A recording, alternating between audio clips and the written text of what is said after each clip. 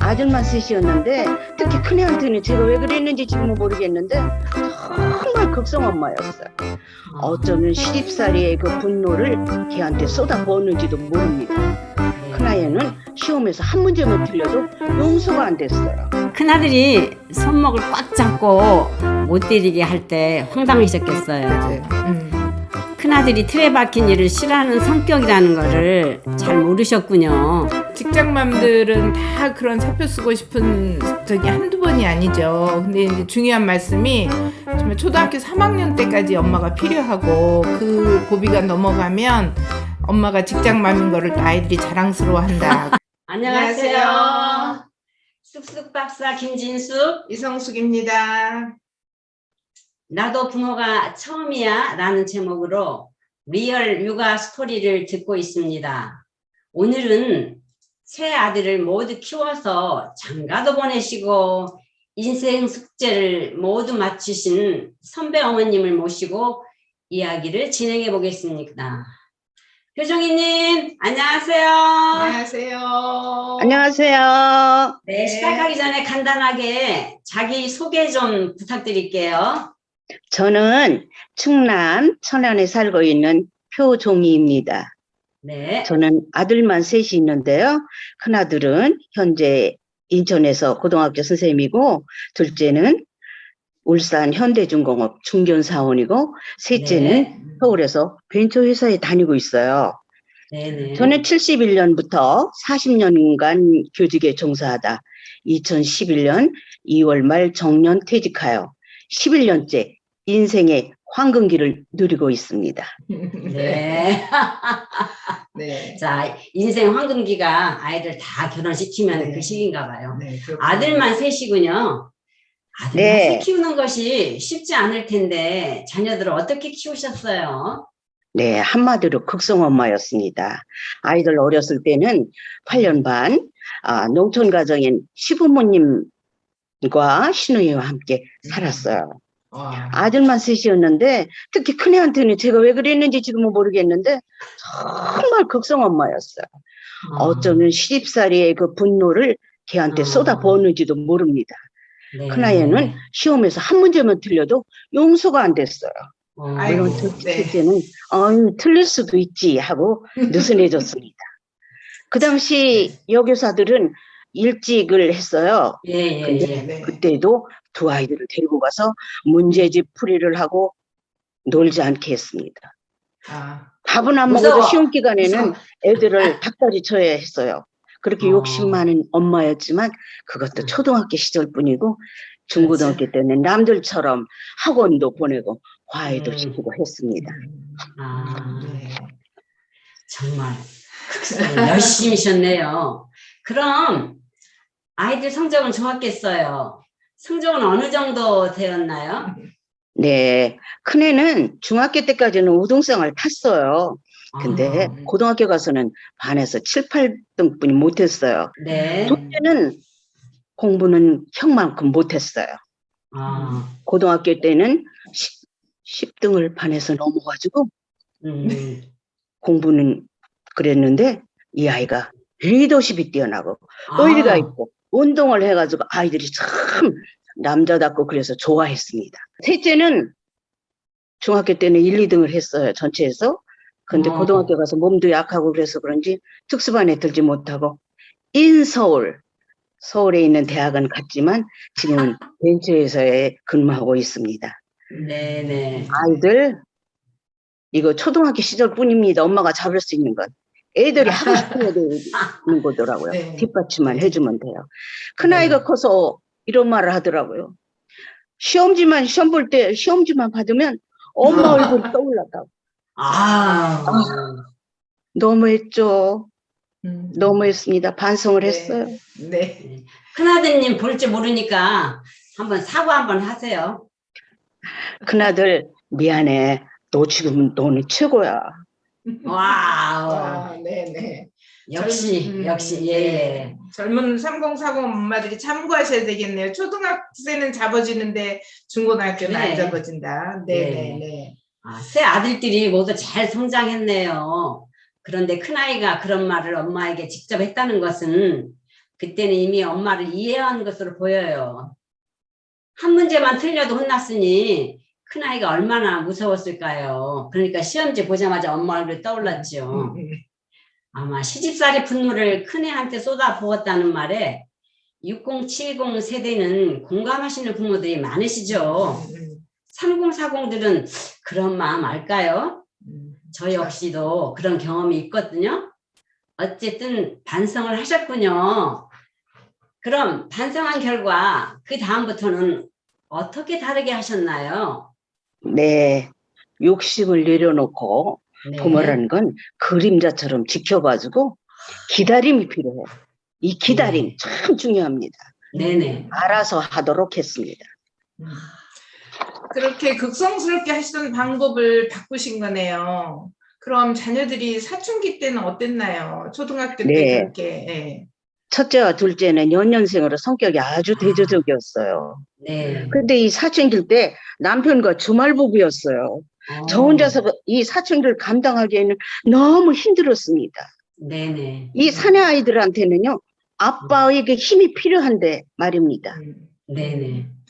그 큰아이가 사춘기 때 힘들게 한 일을 좀 한두 가지만 예를 들어 주실 수 있나요? 현재 이제 사춘기 자녀를 키우고 있는 40, 50 엄마들, 비슷한 엄마들도 있을 것 같거든요. 네, 어떤 큰 문제를 일으킨 건 아니고요. 큰애는 이 자기 방 청소 안 하고 고집이 세고 무기획적이었어요. 정리정돈을 안 하는 거예요. 저는 누가 와도 그냥 깨끗한 상태를 보여주고 싶은데 이런 상태니까 저는 막 성질은 급하지 이게 용납이 안 됐습니다. 그래서 야단치려고 하면 문을 탁 닫고 들어가고 한번 그 야단치려고 손을 잡으려고 하면 제 손을 꽉 잡고 정말 힘으로도 안 되고 억울했어요 제가. 그래서 혼자 훌쩍훌쩍 울기도 했습니다. 예, 그런데요, 이런 아이들이요, 튀우지 않고 이런 자유분방한 아이들이 나중에 보니까 굉장히 창의적이고 독창성이 있어요. 지금은 예. 참 훌륭한 선생님이에요, 얘가요. 어머머. 예, 진정으로 원할 때 도와주면 돼요. 네네. 네. 그러면 그 창의적이고 독창적인 성향의 큰아들을 이제 엄마 뜻대로 키우려고 아이를 잡았는데 사춘기가 되면서 엄마 뜻대로 잘 안 되셨다는 말씀이신 거죠. 그 엄마 잘못이었다고 생각하게 된 사례를 구체적으로 더 말씀해 주실 수 있나요? 지금 생각해 보면요, 네. 제가 이해 부족이었죠. 사춘기에 대한 충분한 이해를 했으면 되는데 어쩌면 큰아들에 대한 기대, 욕심이 지나쳤기 때문이라고 생각합니다. 지금은 큰아들이 부모에 대한 생각도 남다르고 최고이지요. 자식이라는 게요, 내 뱃속을 비로 나왔을 뿐이고 내 부속물이 아니라는 걸 깨달았습니다. 지금은 큰 문제도 아니고 제가 일부러 예. 부모 속상하게 한 것도 아닌데 말입니다. 그렇죠. 미안해 아들아. 큰아들 꼭 들으셔야 네, 되겠어요. 꼭 들으셔야 되겠어요. 네. 자, 큰아들이 손목을 꽉 잡고 못 때리게 할 때 황당하셨겠어요. 맞아요. 큰아들이 틀에 박힌 일을 싫어하는 성격이라는 거를 잘 모르셨군요. 네, 혼자 운 적도 많았지만 그래도 둘째 아이는 제 마음을 가끔 풀어주기도 했습니다. 네. 남편, 그때 저는 이렇게 생각했어요. 남편 없이 자식 키우는 엄마들 얼마나 어려울까. 그래요. 그래서 저는 장학사가 되었을 때 모교에 엄마 혼자 애들을 잘 키우는 그 모범생에게 장학금을 몇 차례 주기도 했습니다. 네, 맞습니다. 훌륭하세요. 그 학생과 어머니는 많이 고마워하셨겠어요. 자, 진로 지도는 어떻게 하셨어요? 네, 우리 부부는 교육자이기 때문에 그렇게 무리하게 요구하지 않았습니다. 네네. 충분히 학교 선생님과 자신들의 능력, 적성 이런 거 고려해서 정했기 때문에 네. 문제가 없었습니다. 마음을 낮춘 거죠. 애의 능력 알기 때문에. 네네. 욕심대로 하면 뭐 다 서울대 보내죠. 그 후부터는 성적이 나쁘다고 야단치지도 않고 어이구 수고했다. 시험 보고 오면 무조건 쉬어라. 이렇게 잘하자 칭찬 위주로 했습니다. 네. 그래요. 마음을 많이 비우셨어요. 부모들은 자녀가 중학교에 들어가면 조금씩 욕심을 내려놓기 시작하죠. 조금만 잘해도 칭찬하셨으니 정말 마음을 많이 비우셨네요. 혹시 자녀 양육에 어려움은 무엇이었나요? 어려움 많았죠. 그렇죠. 네, 어려운 고비를 잘 넘겼지만 사표 내고 싶은 적도 한두 번이 아니었어요. 맞아요. 네. 어느 때 이렇게 사표 내고 싶으셨어요? 네, 애들이 초등학교 저학년까지는 엄마를 필요로 합니다. 출근하려고 하면 엄마 사표 쓰면 되잖아. 내가 정말 가슴이 찢어지곤 했어요. 그래요. 특히 예. 학교 행사, 소풍, 운동회, 비 오는 날 우산 한 번 못 갖다 줬죠? 어느 둘째가 1학년 때 소풍 가는 날 엄마 교실 앞에 한 번만 와달라고 애원을 하더라고요. 그래서 쫓아갔습니다. 그랬더니 이게 웬일이에요? 1학년도 소풍 가는 날은요 엄마들이 다 와 있어요. 어제가. 전화를 했어요. 저 아프다고요. 그리고 소풍을 따라갔었습니다. 그 다음날 교장실에 가서 자수했습니다. 교장 선생님, 저 여차여차해서 거짓말 시켰어요. 눈물 흘리면서 막 얘기를 했어요. 사실대로. 그랬더니 여교장 선생님인데 저기 크리넥스를 뜯어주면서 울지 마. 나도 그랬어. 그 어려움 내가 알자고 위로를 해주더라고요. 네. 그런데요. 초등학교 고학년만 돼도요. 사표 쓰라는 얘기 요만큼도 안 해요. 그냥 엄마가 선생님인 게 당당하죠? 네. 그리고 엄마가 벌면 지네들이 풍족하게 살 수 있다는 거예요. 네. 그런데 1인 사역은 정말 힘들어요. 네. 아이들이 연년생 고등학교 다닐 땐 야간 네. 자습하니까 도시락을 2개씩 사죠? 그러면 4개죠? 그렇죠.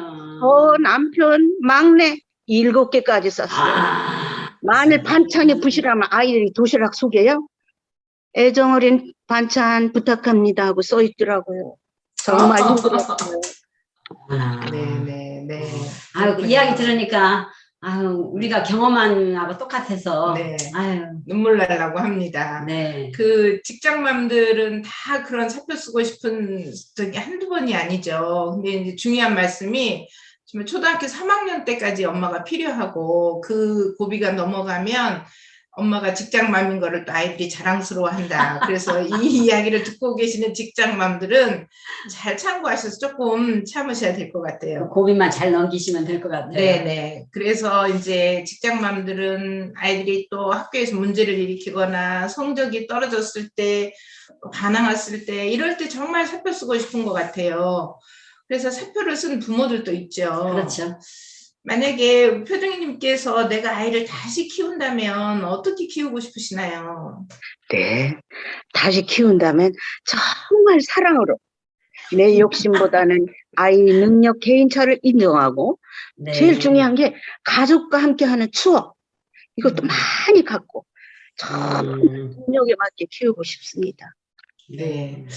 왜 그런 생각을 하시게 되었는지도 뭐 알 수 있을 것 같지만 좀 궁금해요. 이제 그런데 막상 지금 아이를 키운 엄마들은 그래도 또 성적이 매달리게 되거든요. 그리고 아이가 성적이 나쁘면 아이하고 웃고 즐겁게 지내기가 어려운 것 같은데 그 인생 선배로서 또 오랜 교육 경험을 토대로 말씀을 해주시면 많은 도움이 될 것 같습니다. 근데 그래도 가족과 왜 즐겁게 지내는 게 중요한지. 네. 네. 어쩌면 저마다의 능력이 있어요. 길이 있는 것 같아요. 네. 공부 잘한 사람은 부모의 고마움을 덜 알아요. 출세한 사람들 보면 이기적이고 불효자가 많잖아요. 정말 행복한 사람 누구일까요? 능력이 안 되는 애를 억지로 고통을 줘가며 공부시킬 필요가 없다고 생각이 듭니다.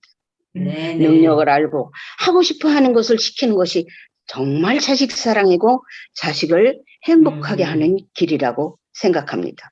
정말 신나게 뭔가를 할 수 있도록 도와주는 거, 밑받침을 해주는 거, 이것이 부모의 역할이라고 생각합니다. 아우, 감사합니다. 네, 감사합니다. 네. 우리가 지금 배우고 있네요.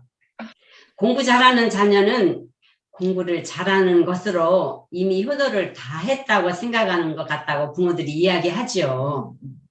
그러나 공부 잘하는 아이가 모두 불효자라고 하는 것을 일반화하기는 좀 무리가 있지요. 공부 잘하는 놈 중에서 효자도 있고 공부 못하는 놈 중에서도 불효자도 있고 그런데 자식들이 하고 싶은 거를 하도록 한다는 말이 가슴에 와닿네요. 네. 이제 그러면 지금은 이제 아들들이 모두 성장하여 결혼도 다 했는데 결혼한 자녀들과는 어떻게 지내시나요? 네, 부모는 역지사지 정신을 저는 강조를 합니다.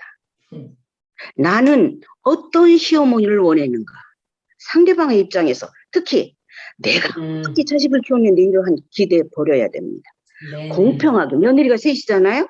공평하게 대하려고 애를 씁니다.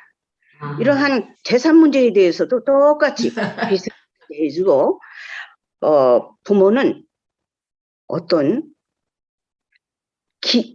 기대를 언덕은 해줘야 되지만 도와줘야 된다고 생각합니다.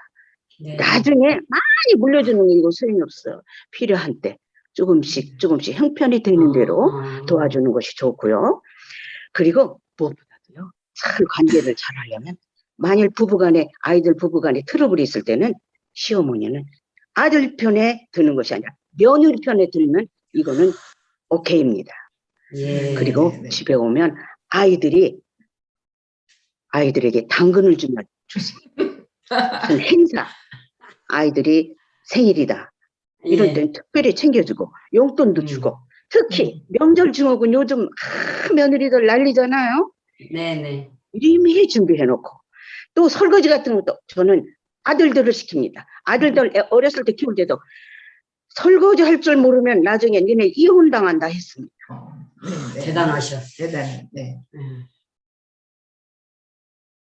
그 이제 당근과 채찍이라는 말이 떠올라요. 며느리 입장에서 생각하시려고 노력한다는 말씀이시죠. 네. 당근이 무엇인지 좀 구체적으로 말씀해 주실 수 있나 어떻게 하시나요? 네. 뭐니 해도 뭐니잖아요. 뭐니에 네. 용돈도 주고 네. 생일 선물 이거 네. 꼭 챙겨줘야 돼요. 네. 네. 시어머님들 많이 참고하시기 바랍니다. 네. 뭐니 해도 뭐니가 좋다고 그러죠? 네. 역시 표정이님은 똑개의 시어머니시군요. 네. 표정이님의 인생 스토리 중에서 우리들에게 들려주고 싶은 이야기가 있으시면 말씀해 주시면 좋겠습니다. 네, 저는 두뇌가 명석하진 못했어요. 그러나 노력형입니다. 네. 저는 위로 오빠, 아래로 여동생. 네. 낀 아이였죠. 둘째 아이. 네. 그래서 저는 정말 둘째 아이들이 대체로 적응력이 뛰어납니다. 네. 그래서 저는 가운데이기 때문에 오빠를 이겨야 된다고 늘 생각했어요. 그 시절에 남아 선호서상이잖아요. 네네. 뭐든지 오빠였어요. 아. 그렇기 때문에 시집 와서도 오빠를 이겨야 된다는 거. 그래서 가문의 영광으로 저는 출세도 했고요. 또 그 시절 아들 셋까지 낳았으니 얼마나 당당해요. 지금은 조금 그렇죠. 외롭긴 하지만요. 또 세계를 빛난 아이 둘째가 많다고 합니다. 아. 70년대 초 저는 결혼 정년기였어요. 네. 근데 아버지가 보증을 잘못 써가지고 집안이 기울었어요. 전세거리만 받고 길바닥에 나앉게 생겼는데 아버지가 너 오빠 좀 살리고 가거라. 몇 년만 고생하다 가거라. 저는 이렇게 얘기했어요. 아버지, 저는 결혼 정년기예요. 제가 인물이 뛰어난 것도 아닌데 지금 혼기를 놓치면 안 됩니다. 아버지, 저 가겠어요. 와. 결혼을 했습니다. 웃기죠? 둘째의 서러움을 극복하기 위해서 오빠 동생을 이기려고 했군요. 그게 이해가 갑니다. 둘째들이 관심을 못 받는 경우가 많죠. 그래서 둘째 신드롬이라는 것도 있어요. 그래서 둘째들이 독립적이고 저돌적이거나 아주 일찍되거나 하거든요. 그런데 표정이님은 매우 독립적이고 저돌적이었다고 볼 수 있네요. 대단하세요. 대단하십니다. 네. 네. 저는 초등학교 저학년 때는 얌전하고 그냥 그랬어요. 그랬는데 네. 이상하게 초등학교 4학년부터는 튀기 시작을 했어요. 저희 네. 성격이 나온 것 같아요. 악바리처럼 공부도 잘했고, 중고등학교 시절은. 지금 이렇게 쬐끔한데도 계속 무조건 반장이더라고요. 그리고 대학 때도 계속 감독가 따라. 선생님이 꿈이었기에 40년 교직 생활도 정말 후회 없이 보람있게 보냈습니다. 네네. 요직에 별인 장학사, 장학관, 교장도 해보고, 교장도 최대 8년인데, 공모제로 뽑혀가지고, 초빙교장 3년도 했기 때문에, 아, 10년을 했습니다. 아, 이제와 생각하면요, 본인 노력도 필요하지만, 인간관계가 참 중요한 것 같아요. 네네. 도와주는 분들이 있어야 돼요. 아, 내가 장학사일 때도 선배가, 후배가 막 도와주더라고요. 예, 예, 예. 네. 그래서 참 중요한 건 또 운칠삼기라고 운도 따라줘야 된다고 생각합니다. 음칠기삼. 인간관계도 잘하셨으니까 선배 후배가 도와주죠. 그랬겠죠. 네. 그래요. 표기장 선생님 말씀처럼 우리의 삶은 자신의 노력과 도움을 주는 이웃들과 그리고 운도 따라야 하지요. 어쨌든 선생님은 성공한 분이시고 행복하셨을 거예요. 네. 그 둘째로서의 그 저돌적인 그 추진력을 보이셨다는데 요즘에도 또 새아이를 키우는 엄마들이 있거든요. 그 새아이를 키우는 3040 엄마들에게 둘째들한테 어떻게 해주면 좋은지 좀 이야기해 주시면 도움이 될 것 같아요. 네. 차별이나 편애는 하지 마시라고 부탁드립니다. 네. 어렸을 때 가족들로 받은 상처가 오래 갑니다. 네. 이건 아주 중요한 얘기예요. 제가 둘째였기 때문에 둘째를 많이 이해합니다. 어느 날 큰애가 운동화가 적다고 그래서 운동화를 사러 두 애들을 데리고 갔는데요. 큰애만 사주고 둘째 너는 형 거 신어? 했더니 둘째가 난 참법이냐고 막 화를 내더라고요. 그때부터 내가 왜 고생해? 자식 잘 키우려고 고생하는 거지. 차별하지 않았습니다. 중요합니다. 둘째 인정해 주세요. 네네. 근데 어렸을 때 둘째를 낳고 이제 산후조리 하는데 제가 이 엄마는요, 자식을 낳으면 날수록 이뻐요. 그러니까 여러 명 옛날에는 한 다섯씩 도 낳고 둘째를 낳고 이렇게 보는데 힘이 막 나는 거예요. 그래서 제가 뭣도 모르고 이랬어요. 둘째 옆에 있는데, 큰애 옆에 있는데, 넌 바카스야. 바카스 힘이 난다. 그랬더니 나는 뭐야? 너는 보약이야. 큰아들 보고 그랬어. 그러다가 6년 뛰고 딸 낳으려고 애를 쓰다 했는데 또 아들을 낳습니다. 셋째를 낳는데 이게 왜 이렇게 귀여운 거예요? 이쁘고. 꽃돌이라고 했습니다. 꽃돌.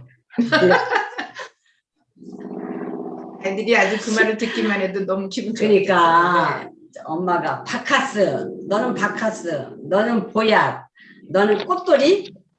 역시 아들들에게 멋진 말로 격려하셨군요. 아들 셋이 무척 행복했을 거예요. 네. 그 둘째의 서러움을 극복하려고 열심히 사셨다는 이야기를 해주셨는데 그 표정이님의 인생 성공 비결에 또 어떤 것이 있었을까요? 저는 뭐니 해도 저희 그 목표가 확실히 있다는 거죠. 자기 주도형이었습니다. 다 정체감이 생기는 중학교 1학년 때 저는 거울을 봤어요. 제가 예쁘지도 않고 키도 쬐끄맣잖아요. 고등학교 가서는 1번만 했어요. 그러니 이런 컴플렉스를 승화시키기 위해서는 공부다. 그리고 훌륭한 선생님이 되기 위해서 참 노력했습니다. 저희 이런 노력도 있지만 무엇보다 저희 원만한 성격 그리고 매사에 긍정적이고 적극적인 태도였습니다. 그리고 둘째는 훌륭하신 우리 아버지였습니다. 배움도 적은 우리 아버지는 저를 다재다능하게 키웠습니다. 1961년 제가 중학교 1학년 때 제 손을 잡고 야, 너 피아노 배우러 가자. 그 시절 피아노를 친다는 것은 전교에서 한두 명이었어요. 그래요. 그렇게 뭐든지 도덕질을 빼놓고는 너도 다 배워야 된다고 하고 밀어주셨습니다. 그리고 바쁘신 와중에도 밥상머리 교육을 통해서 인성교육, 예절교육 이런 것을 참 잘해주신 것 같아요. 네. 지금 길 가다가도 눈물이 납니다. 이렇게 성공의 밑받침은 우리 아버지였습니다. 그리고 세 번째는 저희 남편입니다. 남편이 외조가 컸습니다. 네네. 시집 와서 살 때는요, 도와주지도 않아요. 제 편이 안 돼요.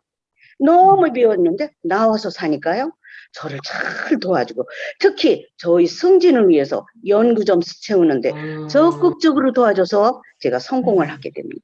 지금은 네. 미워할 수 없는 고마운 남편입니다.